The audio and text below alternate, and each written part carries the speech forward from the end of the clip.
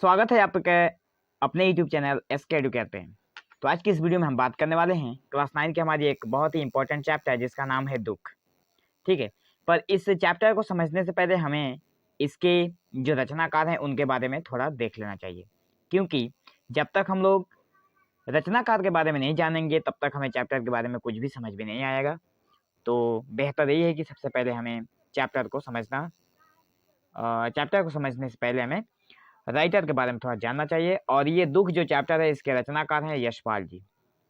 अगर हम लोग इनके आगे की बात करें तो प्रेमचंद्रोत्तर कहानीकारों में यशपाल जी का नाम अग्रणी है। प्रेमचंद्रोत्तर का मतलब है प्रेमचंद के बाद जो कहानीकार आए हैं उनमें यशपाल का नाम सबसे ऊपर है। उनका जन्म फिरोजपुर छावनी में सन 1903 में हुआ था। यशपाल जी ने प्रारंभिक शिक्षा स्थानीय विद्यालय से तथा उच्च शिक्षा लाहौर से पाई। वे एक क्रांतिकारी विचारों के व्यक्ति थे और उन्होंने अपने अमर शहीद भगत सिंह के साथ, जो भगत सिंह थे उनके साथ मिलकर भारत के स्वतंत्रता आंदोलन में भी भाग लिया था। अगर आगे देखें यशपाल जी के बारे में, जिनका पिक्चर आप लोग देख पा रहे हो यहाँ पे यशपाल जी यही है। ठीक है, अगर आगे की बात करें तो आपकी भाषा, इनकी जो भाषा थी, भाषा शैली थी प्रसाद गुण संपन्न और कलात्मक है। यशपाल जी की जो कृतियां वह इस प्रकार हैं। कृतियां मतलब उनकी जो रचनाएं हैं वो इस प्रकार हैं, मतलब निम्नलिखित दिए गए हैं। उनके द्वारा रचित जो उपन्यास हैं उनके नाम हैं देशद्रोही, दादा कामरेड, झूठा सच, तेरी मेरी उसकी बात, दिव्या। ये थी उपन्यास। कहानी संग्रह उनके हैं ज्ञानदान, तर्क का तूफान, पिंजरे की उड़ान, फूलों का कुर्ता, उत्तराधिकारी। और एक ही आत्मकथा है इनका जिनका नाम है सिंहावलोकन। ठीक है, आप लोग ध्यान रखना, सिंहावलोकन यशपाल जी की एक आत्मकथा का नाम है। आप लोगों से एग्जाम में क्वेश्चन पूछ सकता है कि सिंहावलोकन यशपाल जी का किस विधा की रचना है। अगर आगे की बात करें तो ये यशपाल जी की मृत्यु हुई थी 1977 ईस्वी में। तेरी मेरी जो यहाँ पे जो लिखा हुआ है कि तेरी मेरी उसकी बात पर यशपाल जी को साहित्य अकादमी पुरस्कार प्राप्त हुआ था। क्वेश्चन यहाँ से भी बन सकता है कि साहित्य अकादमी किस विधा पर या फिर किस रचना पर यशपाल जी को साहित्य अकादमी पुरस्कार मिला था। तो सही जवाब होगा तेरी मेरी उसकी बात पर। कुछ वर्षों तक उन्होंने विप्लव नामक पत्रिका का संपादन भी किया। पत्रिका का भी नाम याद रखना, विप्लव है।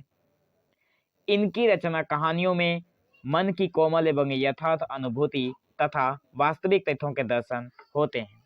ठीक है, अगर इनकी जो रचनाएं हैं अगर उनकी हम बात करें या फिर जो कहानियां हैं उसकी बात करें तो इसमें जो मन की कोमलता है, यथार्थ है मतलब सत्य जो बातें होती है वही है, अनुभूति है, यथार्थ अनुभूति है, सत्य जो अनुभूति होती है वह है, वास्तविक तथ्य है, ना कि कोई दिखावटी कुछ है। ठीक है, दुख जो हम लोग चैप्टर पढ़ेंगे उस दुख चैप्टर का थोड़ा सा सारांश हमें दिया हुआ है, तो थोड़ा इसको भी देख लेते हैं। दुख मानव जीवन की कोमल अनुभूतियां पर आधारित एक भावना प्रधान कहानी है। भावना प्रधान कहानी है, याद रखना। कहानीकार ने दुख के बनावटी एवं स्वाभाविक रूपों को बड़ी सूक्ष्मता से चित्रण किया है। दुख एक अनुभूति का नाम है। इसे अमीरी गरीब के पलड़े में नहीं तोला जा सकता। दुख ना तो अमीर देखता है ना गरीब देखता है। इसे अमीर गरीब के पलड़े में नहीं तोला जा सकता। दिलीप की पत्नी हेमा और बच्चे की भूखी माँ के दुख की अनुभूतियों में काफी अंतर है। इस कहानी को जब हम लोग पढ़ेंगे तो उसमें दिलीप की पत्नी है एक हेमा, जिसका नाम है हेमा, और एक बच्चे की माँ है, भूखी माँ है। तो इन दोनों की जो कहानियां जो दुख हैं वो अलग अलग हैं।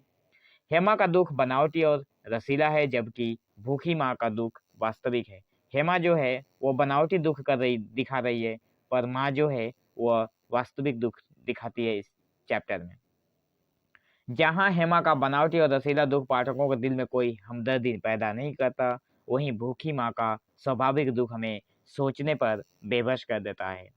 ठीक है, तो ये रहा हमारा कवि परिचय और ये चैप्टर नंबर 11 है हमारे MIL हिंदी, जिसका नाम है अंबर भाग 1। ठीक है, तो आप लोग आशा करता हूँ आप लोगों को यहाँ तक जो बातें मैंने बताई है कवि परिचय से लेकर ये आप लोग ध्यान में रखना।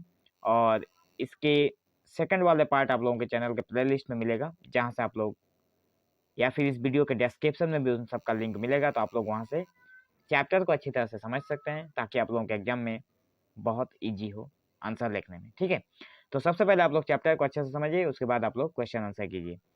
तो आगे की वीडियो देखने के लिए बने रहिए हमारे चैनल के साथ, और अगर अभी तक आपने हमारे चैनल को सब्सक्राइब नहीं किया है तो कर लीजिए, ताकि आगे आपको इस चैनल से मदद मिल सके। तो चलिए, आज के लिए बस इतना ही। So thank you for watching this video. Have an awesome day.